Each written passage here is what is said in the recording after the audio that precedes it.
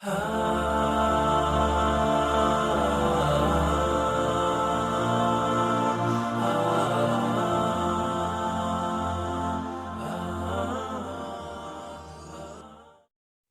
alaykum aziz do'stlar.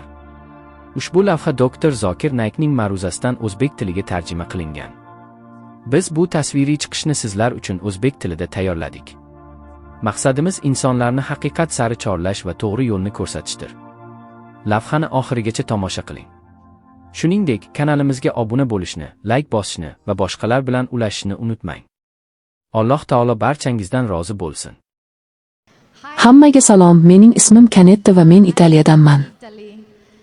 Men yaqinda Indoneziyaga yosh bolalarga ingliz tilidan dars berish uchun ko'chib o'tdim. Va men dindor emasman, hech qanday dinga e'tiqod qilmayman, hech qanday cherkovga mansub emasman va hech qanday diniy e'tiqodga ega emasman. Men sizdan so'ramoqchi bo'lgan savolim, hayotingizda diningizga taalluqli bo'lmagan odamlar bilan muloqot qilganda, ular sizga yangi narsalarni ochib berganmi? Yoki bo'lmasam sizni ijobiy ma'noda boyitgan lahzalar bo'lganmi? E'tiboringiz uchun rahmat. Singlimiz juda yaxshi savol berdi. U Italiyadan ekanligini va ingliz tilini o'rgatish uchun Indoneziyaga kelganini aytdi. Va u hech qanday dinga mansub emasman, hamda hech qanday cherkovga mansub emasman deb aytdi. U mendan hech qachon dinga e'tiqod qilmaydigan odamlar bilan bahs-munozara yoki suhbatlashganmisiz deb so'radi. Menimcha siz ateistlarni nazarda tutgan bo'lsangiz kerak. Menimcha ateist mening pozitsiyamni tasvirlash uchun to'g'ri so'z emas. Men hech qanday dinga mansub emasman va cherkovga bormayman. Lekin men ma'naviyatga va undan yuqori kuchlarni borligiga ishonaman. Yaxshi, agar men sizni to'g'ri tushungan bo'lsam, siz Allohga ishonaman deyapsiz, to'g'rimi? Men yuqorida qandaydir kuch borligiga ishonaman. Yaxshi, demak siz nimagadir ishonasiz. Lekin aniq bir dinga ishonmaysiz, to'g'rimi? Ha, shunday, men biron bir aniq dinga ishonmayman. Lekin siz qandaydir g'ayritabiiy kuch borligiga ishonasizmi? Ha, ishonaman. Unda uni Alloh yoki boshqa narsa deb atashingiz mumkin. Bu sizga bog'liq. Men bunday odamlar bilan ko'p muloqot qilganman va men ularni agnostiklar deb aytaman. Yaxshi. Agnostik degani bu Allohning borligiga ishonmagan va bunga qarshi bo'lmagan odam hisoblanadi. Lekin menimcha siz agnostikdan yaxshiroqsiz, ehtimol siz ateist bo'lsangiz kerak. Lekin siz biron bir aniq shakl yoki dinga amal qilmaysiz. Ha, shunday. Yaxshi, lekin ta'rifiga ko'ra. Din bu shunday e'tiqodki, unda inson o'zidan yuqori, g'ayritabiiy kuchga ishonadi. Bu kuch Allohga yoki sig'inishga loyiq bo'lgan g'ayritabiiy kuchlar bo'lishi mumkin. Demak, siz hech qanday dinga ishonmaysiz. Singlim, siz hayotingizda dindor bo'lmagan odamlar bilan suhbat qilib, ular nimanidir o'rgatgan yoki sizga foyda bergan holatlar bo'lganmi dedingizmi? Ha, men sizdan hayotingizda dindor bo'lmagan odam bilan muloqot qilib va siz ular bilan fikr almashib, hamda siz ulardan ijobiy narsalarni o'rganib olgan holatlar ham bo'lganmi deb so'radim.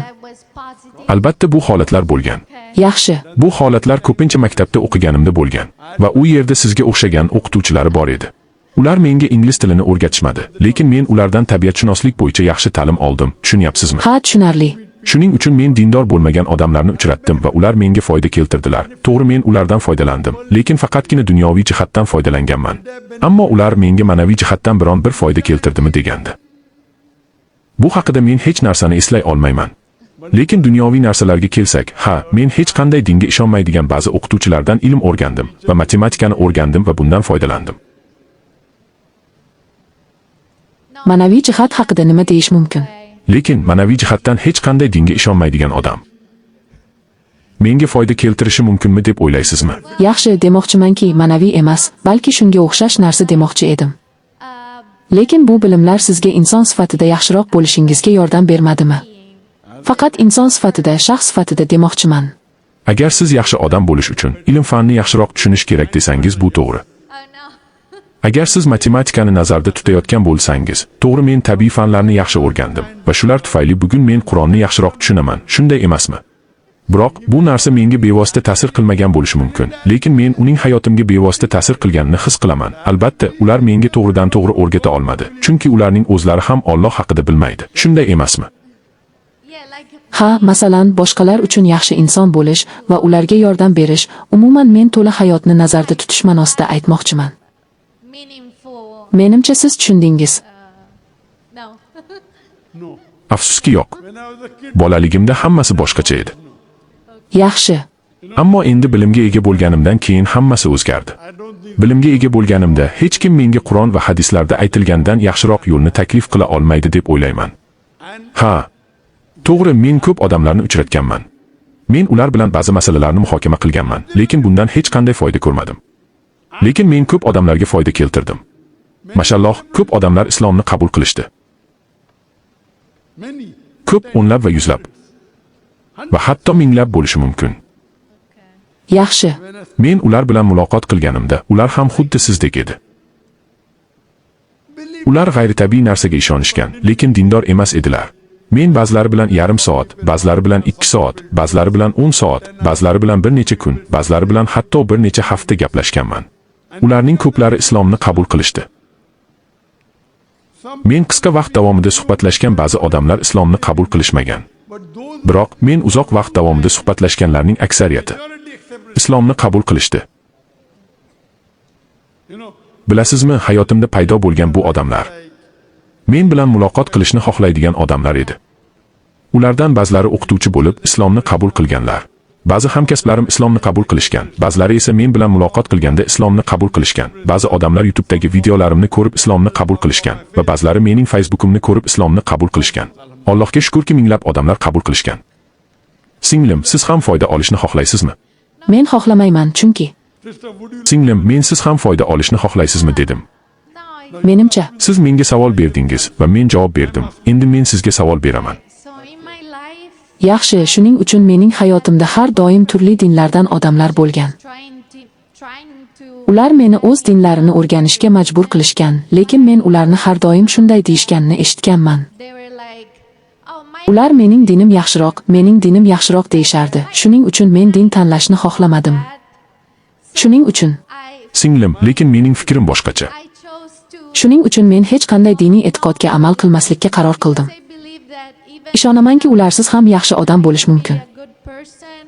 Menda ichki intizom bor va men yaxshi ishlarni qilishga va boshqalarga zarar bermaslikka intilaman. Men o'zimni qat'iy qoidalar bilan cheklamasdan to'liq hayot kechirishni xohlayman. Mana shu narsaga men ishonaman. Singlim, siz ingliz tili o'qituvchisiz, to'g'rimi? Ha, men Indoneziyaga shu maqsadda keldim. Yaxshi, Indoneziyaga shu maqsadda keldim deng. Ha, shunday. Agar kimdir arab tilini yoki aytaylik ingliz alifbosini o'rgansa va hamma biladiki, harflarning ketma-ketligining aytilishi A, B, C, D va F, G dan boshlanadi. Lekin kimdir yo'q desa, keling, har kim o'z bilganini qilsin desa, bu E, Z, Y, D deb o'qiladi desa. Siz u bilan rozi bo'lardingizmi? Yo'q, rozi bo'lmasdim.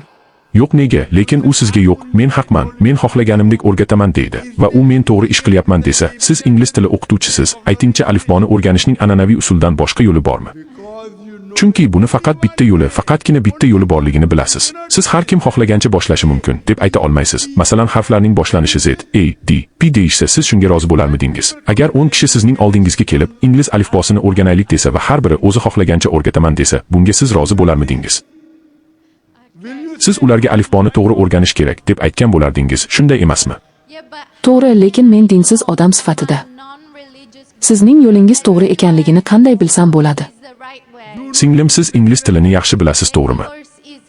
Lekin men shuni bilamanki, xristianlik alifbo bilan boshlangan emas. Singlim, siz ingliz tilini yaxshi bilasiz va ingliz tiliga yaxshi gaplashishingizga ishonchingiz komilmi?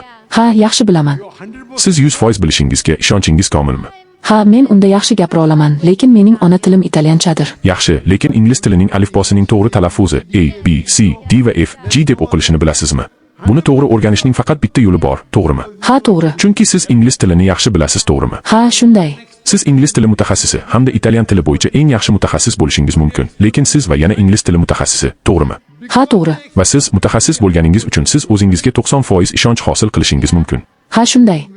Xuddi shunday, singlim, bu masalada mening yondashuvim boshqacha. Aytmoqchimanki, agar siz menga islomdan ko'ra mukammalroq dinni ko'rsatsangiz, men uni hozirni o'zida qabul qilishga tayyorman. Siz buni tushunyapsizmi? Chunki men qiyosiy din bo'yicha mutaxassisman. Men nasroniylik, hinduizm, buddizm, islom, sikhizm va parsizm dinlarini o'rgandim. Hamda men sizga o'rgangan boshqa ko'plab dinlarni ham nomini aytishim mumkin.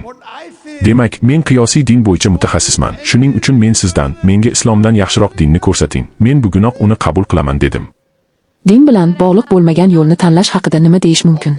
Yaxshi, menga islomdan yaxshiroq diniy bo'lmagan yo'lni ko'rsating. Men uni hoziroq qabul qilaman.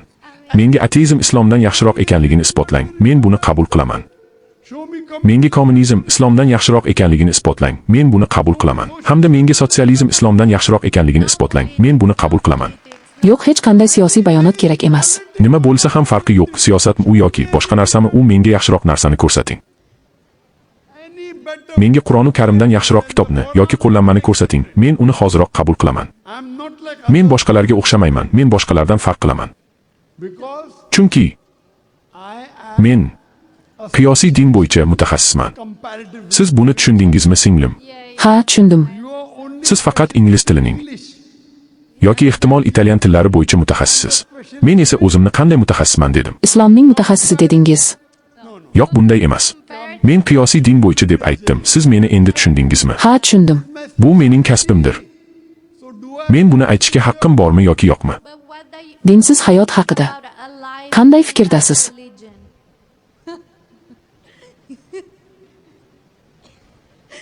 Bu munozarali masala ekanligini tushunaman, lekin men shunday yashashni xohlayman. Va hozirgi hayotimni shunday ko'raman. Singlim, dinsiz hayot. Bu radarsiz dengizda suzishga o'xshaydi. Siz dengizga radarsiz, faqat yelkan bilan chiqasiz. Agar sizda radar bo'lmasa, navigatsiya bo'lmasa, sun'iy yo'ldosh bo'lmasa, shunchaki siz adashib qolasiz. Tushunyapsizmi? Endi siz meni tushundingizmi? Ha, endi men tushundim. Tushunganingiz yaxshi. Shuning uchun singlim, siz o'z radaringizni tanlashingiz kerak. Ya'ni men din tanlashim kerakmi? Siz eng yaxshi qo'llanmani tanlashingiz kerak. Agar sizda mezon bo'lmasa, qanday qilib tanlov qilishingiz mumkin? Men sizga misol keltiraman. Aytaylik, siz kasal bo'lib qoldingiz. Siz yo'q, men o'zim davolashni o'rganaman deb aytasiz. Buni qanday qilib qilasiz? Albatta, siz Google'dan foydalanishingiz va ba'zi javoblarni olishingiz mumkin. Lekin barcha javoblarni olishingiz mumkin deb o'ylamayman. ChatGPT bor-ku. Ha, ChatGPT chatidan yordam topishingiz mumkin. Ammo ChatGPT odam operatsiyasini amalga oshirishi mumkinmi? Agar siz ChatGPT chatidan yurak muammosi bor deb so'rasangiz, ChatGPT chati sizga nima deyishini bilasizmi? U sizga shifokorga boring deb aytadi. Va agar siz ChatGPT chatidan qaysi din eng izchil va mantiqiy ekanligini so'rasangiz, u sizga javob beradi. ChatGPT chatidan qaysi din eng izchil, mantiqiy va ilmiy ekanligini so'rang. Va keyin buni javobi qanday bo'lishini so'rang. Shifokorga borishni so'raymi? Yo'q, men boshqa savol haqida gapiryapman. Siz qanday savol haqida gapirdingiz? Men qaysi din eng izchil, eng mantiqiy va eng ilmiy din hisoblanadi deb so'rang deyapman. Eng ilmiy din qaysi, eng mantiqiy din qaysi deb ChatGPTdan so'rang. Ishonasizmi yoki yo'qmi, u sizga islom dini deb javob beradi. Ko'ryapsizmi, singlim, siz qiyin ahvolga tushib qoldingiz. Singlim, siz qiyin ahvolga tushib qoldingiz. Shunday emasmi? Shunday qilib, men sizga aytganimdek, bu mening faoliyat soham ekanligini sizga yana takror aytaman. Yaxshi. Men siz kabi odamlar bilan muloqot qilish bo'yicha mutaxassisman. Va bu mening ishim. Yana takrorlayman, bu mening ishim. Tushunarli. Agar siz kasal bo'lsangiz, shifokorga borasiz, to'g'rimi? Lekin men hozir o'zimni kasal his qilmayapman. Yo'q, men bunday deb aytmayapman. Men sizga shunchaki misol keltirmoqchiman. Lekin men o'zimni radarsiz suzayotgandek his qilmayman. Menga shunchaki bu radar kerak emas. Yaxshi. Lekin men buni kelajakda kerak bo'lishini his qilyapman. Yaxshi, ya'ni kasal bo'lganingizda sizga shifokor kerak emas, to'g'rimi? Albatta kerak bo'ladi. Ya'ni kasal bo'lganingizdan keyin siz radarni xohlaysiz, shundaymi? Yo'q, lekin diniy jihatidan gapiradigan bo'lsak, men o'zimni yo'qotib qo'ygandek his qilmayman. Singlim, chunki siz nimani yo'qotayotganingizni bilmaysiz. Buning sababi shundaki, sizda yetarlicha bilim yo'q va hayotingizning ma'nosini tushunmaysiz. Agar siz nimani yo'qotayotganingizni bilmasangiz, siz yo'qolganingizni qanday bilasiz, to'g'rimi? Dunyoda yetarli bilimga ega bo'lmaganlar ko'p. Ammo ular baxtlimi? Ingliz tilini bilmaydigan, chuqur bilimga ega bo'lmagan, lekin juda baxtli odamlar bor. Sizningcha, bu yaxshimi? Shunday qilib, siz tushunishingiz kerak bo'lgan narsa shundaki. Siz yutqazasiz, chunki bu dunyo biz uchun sinov hisoblanadi va biz qilgan har bir ish uchun hisob-kitob qiyomat kuni bo'ladi, to'g'rimi? Ha, men buni bilishim kerak. To'g'ri, siz buni bilishingiz kerak. Ingliz tilini bilmaydigan odam bu haqda qanday fikr yurita oladi? Siz hali bu ne'matni to'g'ri ishlatib ko'rmadingiz, to'g'rimi? Ha, to'g'ri. Shuning uchun men siz uchun qayg'uraman singlim. Men siz uchun juda qayg'uraman singlim. Yo'q, lekin men buddist tafakkuriga ko'proq ishonaman. Masalan, u yerda sizning tanangiz manbadir deyilgan. Yaxshi, ya'ni buddizmdagi ta'limot dening. Ha, bu ta'limotda siz Buddaning ta'limotiga amal qilishingiz kerakligi aytilgan. Yaxshi, singlim, Buddaning ta'limotining mohiyati nimada? Mohiyati nimada ekanligini bilmayman. Men buni o'rganmaganman. Iltimos menga tushuntirib bera olasizmi? Siz buddizm haqida gapiryapsiz, lekin uning nima ekanligini bilmaysiz. Siz o'zini butun umr davomida buddist deb da'vo qiladigan odamga o'xshaysiz va sizga buddizm nima deb so'raganda men bilmayman deysiz. Ha, men mutaxassis emasman, lekin men ba'zi kitoblarni o'qidim va Buddaning ta'limotida asosan biz yaxshi hayotga erishish va boshqalar bilan yaxshi bo'lish uchun faqat o'z ustimizda ishlash kerak deyilgan. Menimcha bu yetarli. Buni kim aytdi? Bu buddizm ta'limoti emas, singlim. Bu shunchaki falsafa haqida kichik qo'shimcha va boshqa hech narsa emas. Bu buddizmning asosiy ta'limoti emas. Buddizmning asosiy ta'limoti 4 ta buyuk haqiqatlardan iborat. Birinchidan, unda bu dunyoda azob-uqubat va qayg'u borligi aytilgan. Bu haqda o'qidingizmi yoki yo'qmi?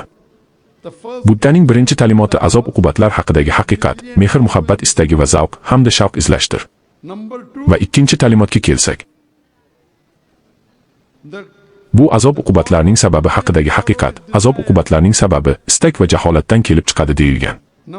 Va uchinchi ta'limotida azob-uqubatlarni to'xtatish haqidagi haqiqat, unda azob-uqubatlarni faqat chin dildan istak bilan to'xtatish mumkinligi aytilgan. To'rtinchi haqiqat, azob-uqubatlarni tugatish yo'li haqidagi haqiqat. Bu yo'l 8 ta oliyjanob yo'l deb ataladi. Mana shu Buddaning ta'limotlarining bir qismi hisoblanadi. Men bu haqda ko'p gapirishim mumkin. Lekin buning o'rniga men sizdan so'ramoqchiman, singlim, islom dini haqida biron bir kitob o'qidingizmi? Siz Qur'oni Karimni o'qidingizmi? Yo'q, o'qimadim. Yaxshi, menga qiladigan bir yaxshiligingiz, Qur'oni Karimni ingliz tiliga tarjima qilingan kitobini o'qing. Ha, men albatta o'qiyman. Iltimos o'qib chiqing. Ha, men o'qiyman. Iltimos singlim, Qur'oni Karimning inglizcha tarjimasini ochiq qalb va aql bilan o'qing. Yana buni takrorlayman, singlim, Qur'oni Karimni ochiq qalb va aql bilan o'qing. Yaxshi, men Qur'oni Karimni ochiq aql va qalb bilan o'qiyman. Agar xohlasangiz, rozi bo'lmagan ba'zi narsalarni rad etishingiz mumkin. Bunga hech qanday muammo yo'q. Va iltimos Qur'oni Karimni xatolarni topishga harakat qiling. Qanchalik ko'p xatolarni topsangiz, men shunchalik xursand bo'laman. Sizga katta rahmat, janob. Ha, Qur'oni Karimni tahliliy fikr bilan o'qing. Buni yaxshilab o'qing va Qur'oni Karimdagi barcha xatolarni muammosiz yozishingiz mumkin. Chunki Qur'onning o'zi bizni bunga chorlaydi. U bizni unda kamida bitta xato topishga chaqiradi va biz buni qila olmasligimizni ta'kidlaydi. Shuning uchun Qur'oni Karimda xatolar bor deb aytishdan oldin mutaxassislarga murojaat qilish yoki mendan so'rash kerak. Men bu masalani yaxshi bilaman va Qur'oni Karimda noaniqliklar bor yoki yo'qligini aniq ayta olaman. Shuning uchun Qur'oni Karimni siz tushunadigan tilda, italyan yoki ingliz tilida o'qing. Menimcha ingliz tilida. Siz bu tilni yaxshiroq tushunasizmi? Ha, yaxshi tushunaman. Unday bo'lsa, men sizga Abdulloh Yusufalining tarjimasini o'qishni maslahat beraman. Men tashkilotchilardan mening nomimdan Qur'oni Karimning nusxasini bu singlimizga sovg'a qilishlarini so'rayman. Siz uni imzolashingiz mumkin. Muammo yo'q, albatta imzo qo'yaman. Rahmat. Inshaalloh sessiyamiz tugagach, tashkilotchilardan Abdulla Yusufalining tarjimasini, agar mavjud bo'lsa, ingliz tiliga tarjimasini taqdim etishlarini so'rayman. Agar biz uni hozir sizga bera olmasak, iltimos manzilingizni ko'ngilliga qoldiring. Inshaalloh imkoniyat bo'lishi bilanoq biz sizga jo'natamiz. Yaxshi. Yaxshi, singlim, uni albatta o'qing. Men Alloh taolodan sizga haqiqatga yo'l ko'rsatishini so'rayman. Sizga katta rahmat. Salomat bo'ling.